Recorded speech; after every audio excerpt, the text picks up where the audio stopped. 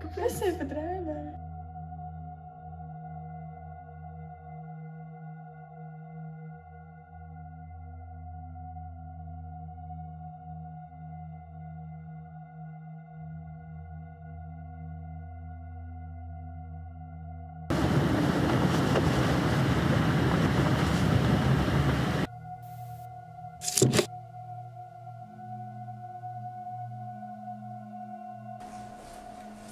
Kurš sēdēs viņai blakus?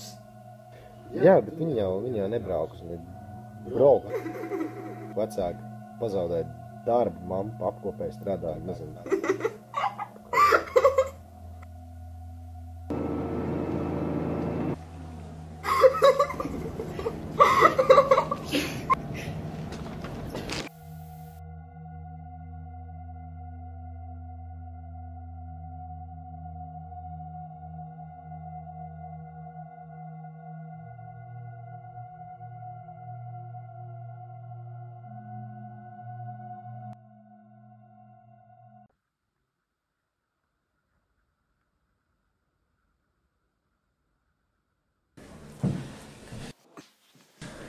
Sveiki, man sauc Lotāna Korija un es mācos Rīgas valsts 3. ģimnāzijā. Sveiki, es esmu Mārtiņš Počs, aktieris, pasākumu vadītājs, labs cilvēks. Labdien, mani sauc Edgars Bāliņš un es esmu komiķis, reperis, aktieris un vienkārši cilvēks, kuram ļoti interesē šī tēma. Čau visiem, mani sauc Lauris Zalāns, ikdienā es strādāju radio. Es esmu digitālā satura veidotājs un vēl ik pa laikam arī kāds pasākums un šoviņš un raidījums arī kaut kur televīzijā un internetā parādās. Mani sauc Sabīne un es esmu dziesmu autore un mūziķe. Sveiki, mani sauc Andris Bulis. Pēc profesijas esmu aktieris, strādāju Dailas teātrī un piedalos daudzos dažādos citos ar mākslu saistītos projektos. Nu, kā vienmēr meitenes vainīgs. Šo visu laikam pastiprina vēl vairāk tas, ka to izdzīvo meitene.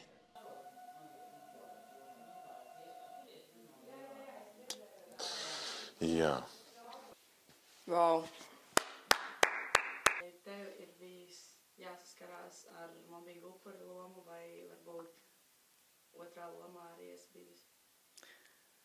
Es esmu saskārusies ar mobbingu. Bet tas man bija pamatskola, sākumskola un tā. Bet tad es situ pretī, es nomāju pretī, es vecākiem sūdzējos, ka man apcēla. Es pat nezināju to, ka man apcēls, un gar atskaitījos par vārdiem, ko man tie bērni pateica. Un tad man vecāki nāca uz skolu un tur rīkojās. Man atnāca vien dienu pie manas direktora vai mācību pārzini. Jā, un rāda kaut kāds klases foto un saka, kurš no šiem puišiem to pateica. Un es jau nezināju to, ka tie ir slikti vārdi. Es vienkārši jautāju mammai un tētim, ko tas nozīmē. Jā, pāris lietas, ko skatoties šo video, kas man ienāca prātā un saistībā ar mobbingu un tādām lietām. Viena lieta ir, es skatījos un es ieraudzīju to ģērbtu, somas, un es atcerējos, ka mēs arī, mums bija amatmācības stunda, darbmācības stunda, un mums bija nevainīgs joks, mēs to uztvērām kā nevainīgu joku, mēs neatceros piebāzām ar skaidām, man liekas, pilnu vienam lielam klases biedram somu. Mums tas likās kā joks. Mēs tajā brīdī vienkārši nesapratām, ka tas nav pareizi un tas ir slikti. Un pēc tam, kad mēs dabūjām iekšā, no sākuma tā sajūta bija, tu nesaproti, par ko tu dabūji iekšā, bet Bet šobrīd es absolūti saprotu, kas tas bija. Un tāpēc reizēm, manuprāt, ir ļoti svarīgi arī mācīt, ieraudzīt to atšķirību, kas ir joks un kas ir aizskarošs joks. Man ir bijis ļoti paveicies, ka man nav tiešā mērā jāsaskarās ar mobbingu, bet es esmu piedzīvojis klasi, kurā šis mobbings ir ļoti atklāts un pat neslēpts, vienkārši acu priekšā notiek apcelšana. Un man ir ļoti skumīgi par to tagad atceroties to, jo mazliet nožēloju, ka kaut vai nepienāca, nepaprasīja, kā jūtās cilvēks. Un man ļoti arī patika, šajā īsajā filmā bija teksts, kas viņai sēdēs blakus.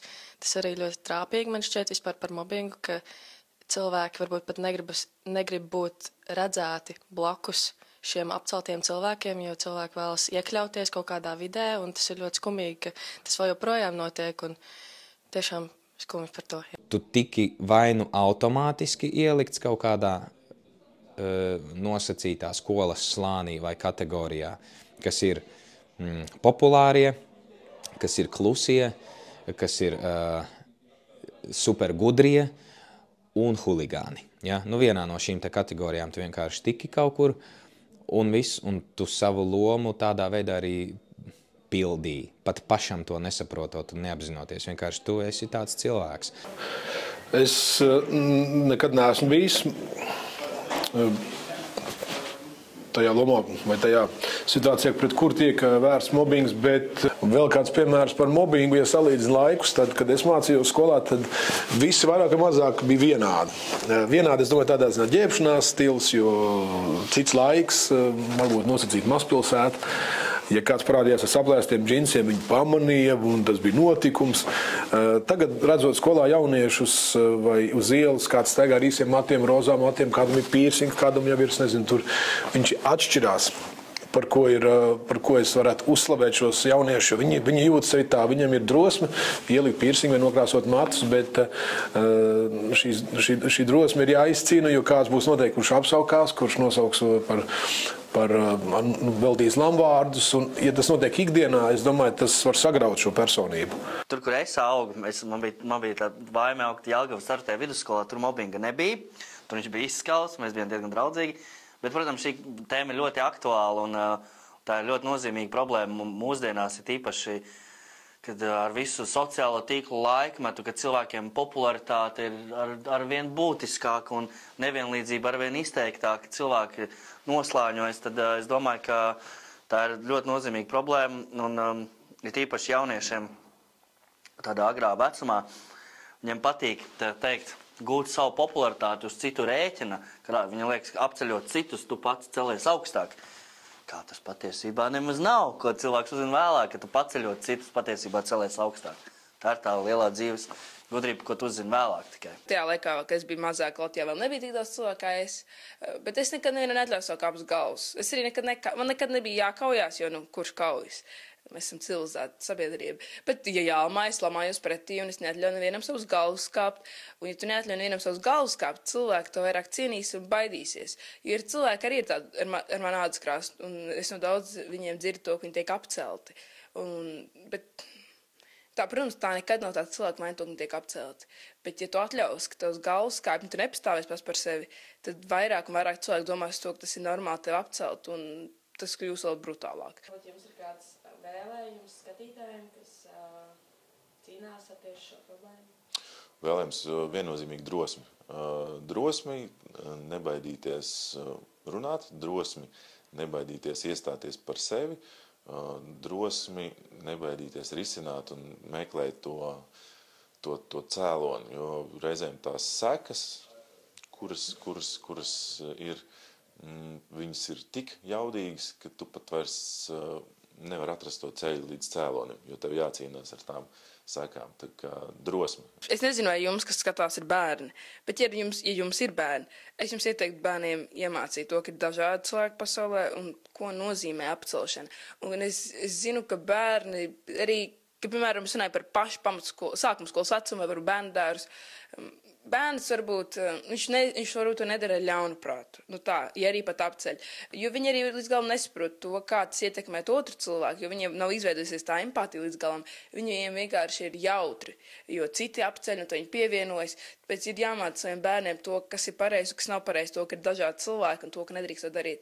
Jo es neuzskatu, ka, ja piemēram bērnu dārzā vai sākuma skolā bērns ir pie vainas to, ka viņš apceļ kādu. Jo kā mēs pieaugušie, mums nav atrunas. Tu saproti, tu esi dzīvojis savu dzīvi un tu zini, kā tavas darbības ietekmē citu cilvēku un tev ir empātija. Bet mazam bērnam viņiem vēl tas nav izveidojies, ka ir cits cilvēks pasaulē. Vēlējums gan tiem, kas cīnās, gan necīnās, varbūt pat ja redz, tad vienkārši ļoti svarīgi ir aizdomāties par to. Es novēlu tiešām vienkārši būt klātesošam un tiem, kas cīnās, saprast, ka tas ir pārējoši. Tas ir dažkārt es novēlu tiem vienkārši pamēģināt izrauties no vides kaut uz mazu mirkli.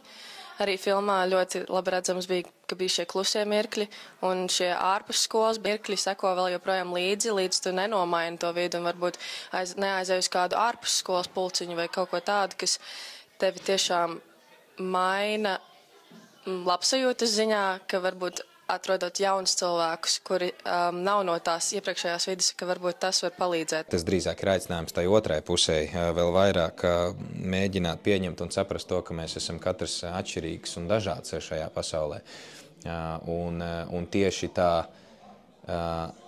baidīšanās varbūt tikt nepieņemtam šajā pasaulē, var padarīt mūs neredzamus, un tas ir tieši tas iemesls, varbūt, no kā mēs varētu ciest vēl vairāk, tieši šī mobbinga sakarā, jo tādā veidā mēs tā kā atļaujamies, ka mums kāpj uz galvas un mēs piekāpjamies tādā veidā.